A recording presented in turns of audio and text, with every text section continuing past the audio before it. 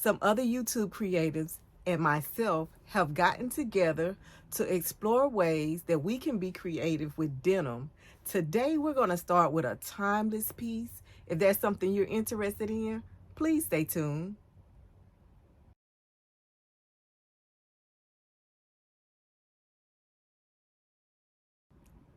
Hello, welcome to our first episode of Discovering Denim.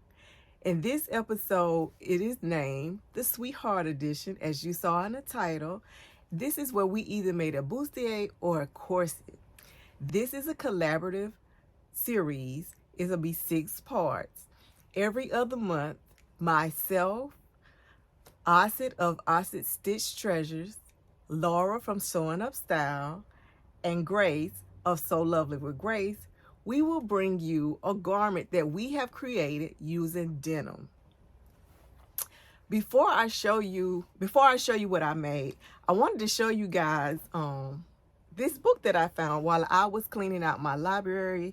As always, we're always rearranging or cleaning our studios, our sewing studios, craft rooms, or what have you. So I started with my library this time, which is something that really needed to be done because I had so many books that I wasn't using. So as I was going through my stash, I found this book here, and it is basically all about denim and how the jeans got started. So I figured maybe I'll throw out a few fun facts as we do this series, because I find I just went through like the first part of the book, and I found it very interesting about how they make denim and where it comes from. And I thought I'd just share some of those few fun facts with you guys before we get started on what it is that I made out of denim. So the title of this book is The Blue Jean Book. It is the story behind the seams. It is by Tanya Lloyd Kyi, Kyi. So what this book is just telling you about how, in the beginning, it is telling you about how it got started and just a little bit of the background about it. But some of the things that I found interesting was I did not know how old jeans was. According to this book, it says that people have been buying pairs of jeans ever since 1873. And I found that interesting because I would have just automatically knew that, jeans were something that we wear that was more recent in, early 1900s. But 1873, I thought that was a very interesting fact. It says in 1939, the Lee Company, so if you know Lee Jeans, that's what they're talking about. They teamed up with Ripley's Believe It or Not. So I'm probably dating myself, but I remember hearing stories about the Ripley's Believe It or Not and how they would go and do like off the wall, like stuff that they feel like, I guess, was amazing. But anyway, they teamed up with Ripley's Believe It or Not and did an advertisement for jeans to show you how strong denim was. And I thought that was very interesting, and I just wanted to share the little advertisement with you. Hopefully it won't show in reverse, but this is the advertisement. And one of the first advertisements that they had, they were actually showing like a guy laying down with the something rolling over him to show how tough that denim was. And I just thought that was very unique. Denim is made from cotton, and cotton is grown in warm climates. So I'm from the South, and still today you can drive. I know there are parts of Georgia that you can drive down and you can see the fields of cotton. Now they have these machines, and the machines go out there. They actually pick the cotton and separate the cotton from the the twigs and everything that's in there and so forth. They do all this stuff to it to make it so they can get to the process of making denim. But I just thought it was really unique about how long that denim has been around, since 1873. I found that interesting, and just the quirky little advertisement they did just to show how strong and tough denim was. And I thought that was very interesting. And while we're on denim and we're talking about jeans, we're going to talk about what I made. And of course, you know that I love to upcycle, so I made a bustier. And I did it from old jeans, which I wanted to show you here. So this was my first time making a bustier. I found it very interesting. I found that I was overthinking it. And we'll talk a little bit about that as we continue on. But I'm going to share with you, I want to share with you the pattern that I made to create my bustier. So there was originally another pattern that I wanted to use that I don't have it, but if I find a picture, I put a picture up here. It is a, the Palmer, I think, the ones that you can do like the tissue fitting. It is one of those. But I was so nervous that sometimes we make ourselves more nervous than it has to be. And somebody had to pull me to the side and say, okay, this is fabric and we tell fabric what to do and fabric doesn't tell us what to do. And I said, they're so right. So I needed to calm down. I still wanted some help. So what I did was I put bustier tutorials or some other into the search engine on YouTube to see if anybody was actually showing how to make one. And which is very funny, there are not a lot of tutorials that came up when I put that in. And I may have put in the wrong words. Anyway, the pattern that I was originally going to use did not show up for a tutorial. However, another tutorial showed up for another pattern that I did have in my collection. So the pattern that I ended up going with was this Butterick pattern. And this is Butterick 5662. And I end up going with view A. But of course, you know me, that I did not follow it step by step for the fact that I hacked it. So I watched her video, I watched her make it, I watched her put it together. I read the instructions, and I am not a good learner with just like reading the instructions, and those pictures sometimes are not the best. So I have to read the instructions, and it helps me so much better if I can see someone put it together, or if I can see the end product, then it helps me. With that being said, I know I didn't want it to lace up, and you already know that one of the reasons I enjoy making my own clothes is because I always want my clothes to be accessible for me. I want them to be independent, where I can put them on for myself for the most part. So I had already decided, okay, first of all, this is going to zip up, and it is going to zip up in the front. So there wouldn't be any, needing anyone to help me zip it up. So those were that was something that I knew in the beginning that I was going to do with this bustier. So when you go and watch her video, and I'll link her video, I didn't write her channel down, but I'm sure if I put this in there, I can find her video again. The young lady she was putting it together. As I watched her put it together, I was like, oh. So one of the things that I feel like I learned through making this bustier, and I guess it's new to me, but it's not new, that one of the reasons there are so many pieces to some patterns is to create those curved lines to curve with our bodies. So that's one of the things that gave me like a little aha moment with this. So I'll show you the line drawings up close. And I made this view right here. Now with this bustier, I don't know if I could. It has two pieces. They're like extender pieces. And from my understanding, I think these pieces go behind the area where you would be tying up. So I end up apparently cutting out I cut out the wrong size, because I end up removing a panel from each side, as well as I did not use those extender pieces at all, because mine was all one piece that came around to the front. So before I start sharing my pictures, I'll show you what I'm saying. So I had all one piece. I didn't have anything open in the back, and it came all the way to the front. So I'll show you pictures of me wearing it. So I wanted to show you that it has several imperfections, but at the same time, I'm so proud of myself for tackling this project and for doing something I've never done. I've never used boning.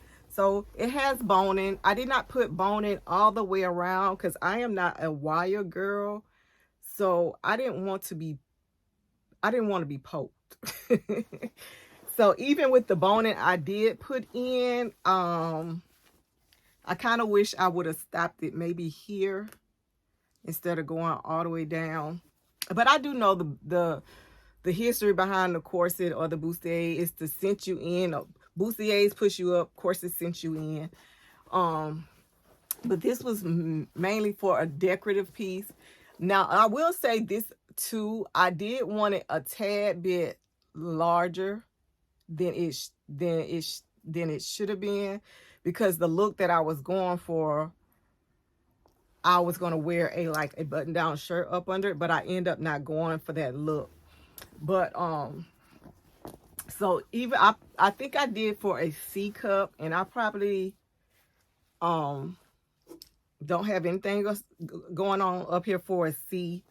So I'm going to have to, I should have did what do you call it, a full, is a full bust adjustment, or what is it when you have a little bust? I should have did a little bust adjustment, because I didn't quite need a B, but I mean I didn't need to go down to a C, but I didn't quite need to do a B either. So I should have did a teeny tiny bust adjustment.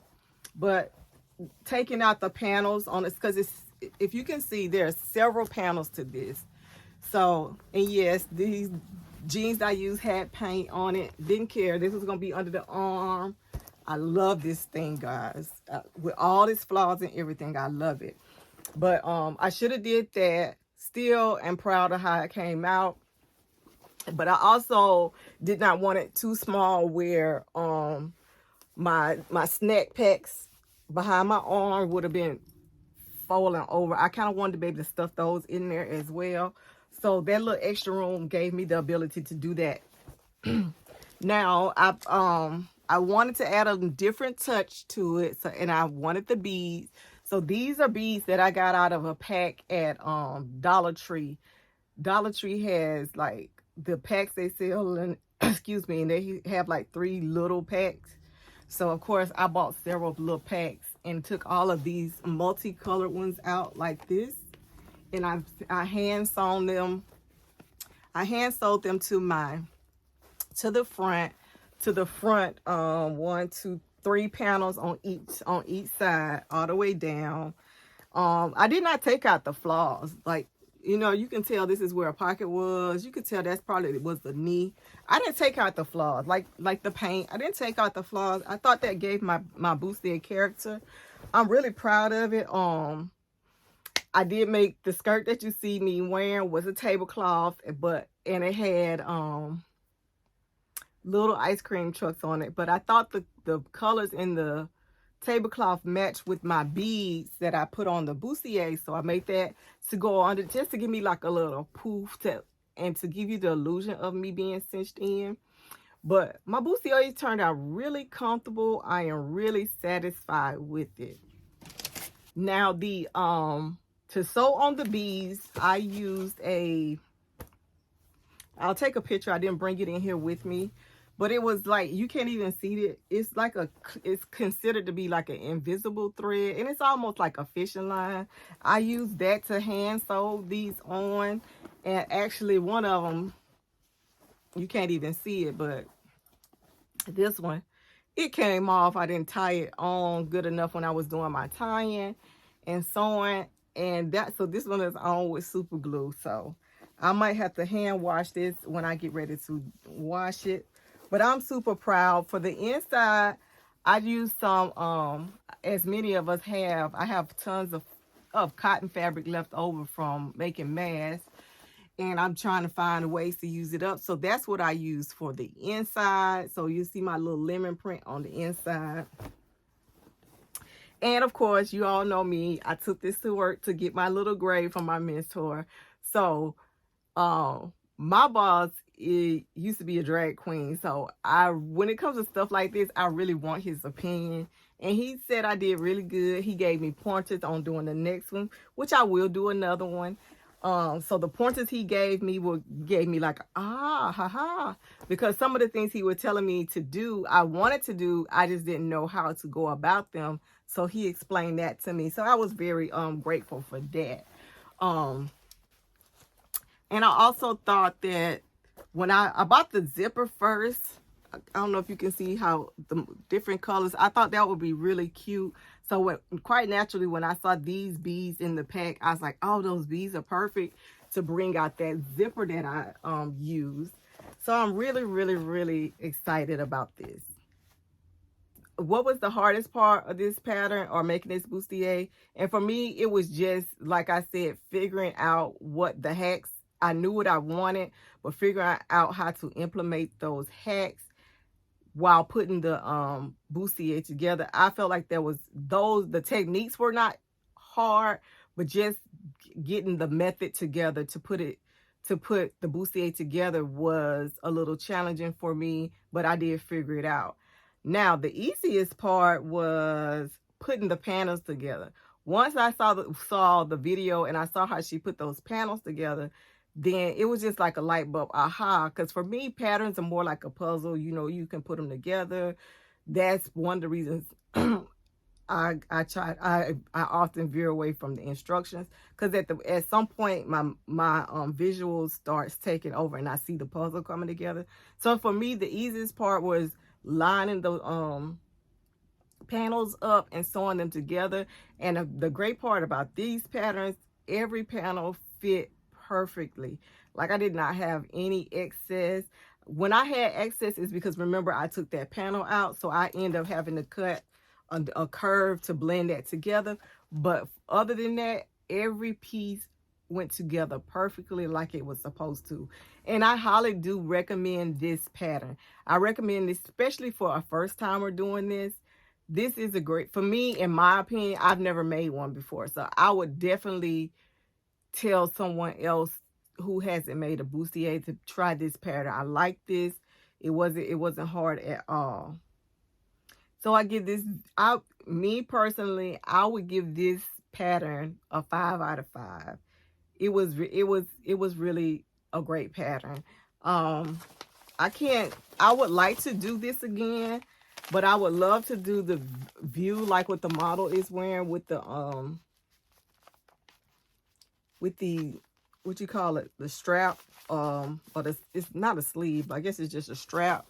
And I do recall seeing Tribeca Designs making one with the strap, and I thought that was really cute. And if I can find her video, I'll link that in the description below as well. So I would love to try that one next. I think that would be even better, especially when you're trying to put all the little snack packs and love handles or whatever you call yours in something, and I don't want them to be hanging out and showing. I think that style would be even better for me. I hope that you enjoyed this first episode of Discovering Denim.